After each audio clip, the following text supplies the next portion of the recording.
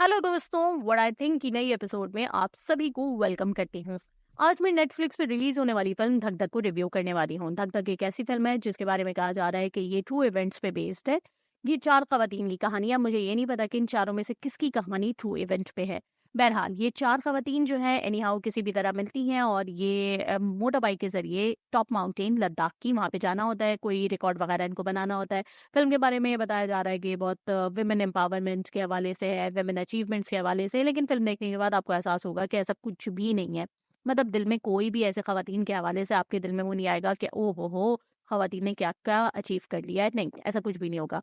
Film के major cast आप सभी जानते होंगे कि फातिमा सना शेख हैं, दिया मिर्जा हैं, संजना संगी हैं और रत्ना पाठक है।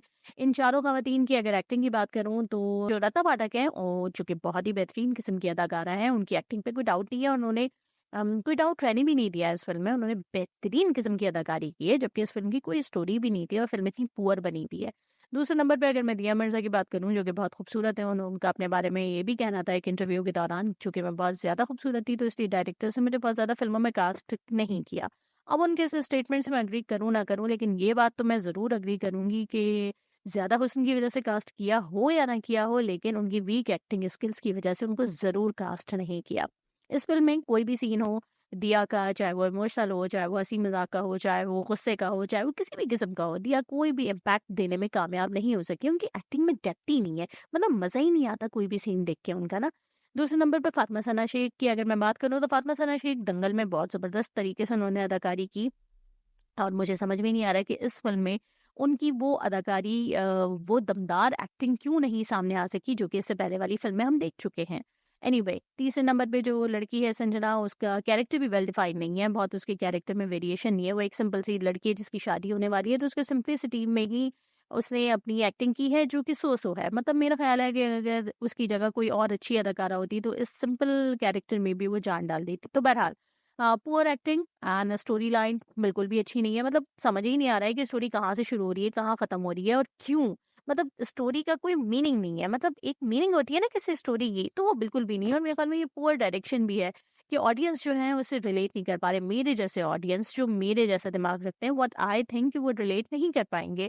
जस्ट फॉर एग्जाम्पल जो इस किस्म की स्टोरीज होती है जिनमें कुछ अचीव करना होता है, किसी गोल को पाना होता है। फॉर एग्जाम्पल मैं चक दे की मिसाल देती हूँ, जो कि शाहरुख खान की फ़िल्म थी। तो इसमें हम देखते हैं कि फ़िल्म चल रही है, उसमें उनका स्ट्रगल भी दिखाया जा रहा है, उनकी ट्रेनिंग भी दिखाई जा रही है। उस ट्रेनिंग के दौरान जो इंसिडेंट्स हो रहे हैं, वो उससे किस तरह टीम बॉन्ड हो रही है, सब एक-दूसरे के करीब कैसे आ रहे हैं और सब किस तरह एक साथ मिल के एक-दूसरे से मुकाबला करते हुए किसी गोल को अचीव करने की कोशिश करते हैं। तो वो इतनी इंटरेस्टिंग और इतनी ग्रिपिंग स्टोरी थी कि जो ऑडियंस होते हैं ना, वो अपने आप को रिलेट करता हुआ महसूस करते हैं उस स्टोरी के साथ। जैसे-जैसे स्टोरी आगे बढ़ती है, हमें लगता है हम भी आगे बढ़ रहे हैं उसी स्टोरी के अंदर। लेकिन इस फ़िल्म में इस किस्म की कोई भी बात नहीं है। बिल्कुल भी मज़ा नहीं आ रहा होता है, ग्रिप नहीं है और फ़िल्म में डेप्थ नहीं है, मीनिंगफुल नहीं है फ़िल्म ना। बेसिकली तो ये कहना चाहिए। अच्छा, एक और चीज़ जो कि बहुत ज़्यादा फ़िल्म को कामयाब बनाने में हाथ रखती है, वो है म्यूज़िक। तो इस फ़िल्म का म्यूज़िक भी बिल्कुल बकवास है। मतलब कोई भी गाना ऐसा नहीं है जिसको आप आधे घंटे बाद याद कर सकें और सोच सकें कि अच्छा उस गाने की वो धुन थी। मतलब मुझे ये फ़िल्म देखे हुए आधा घंटा हुआ है, लेकिन उसके बावजूद किसी गाने की कोई धुन तक मुझे याद नहीं आ रही है। वरना नॉर्मली जिस किस्म की फ़िल्में होती हैं जिनके अंदर यही एम्बिशियस टाइप की फ़िल्में, तो उनके गाने बड़े दमदार जोशीले होते हैं। मैं दोबारा से चक दे की मिसाल दूँगी। चक दे के गाने, चाहे वो चक दे इंडिया हो, चाहे मौला मेरे ले ले मेरी जान वाला गाना हो या कोई सा भी गाना हो, तो वो अभी तक लोगों के ज़हनों में है और वो फ़िल्म में बहुत ज़बरदस्त तरीके से फ़ीट किए गए हैं। तो इस किस्म की ये भी नहीं है इसके अंदर।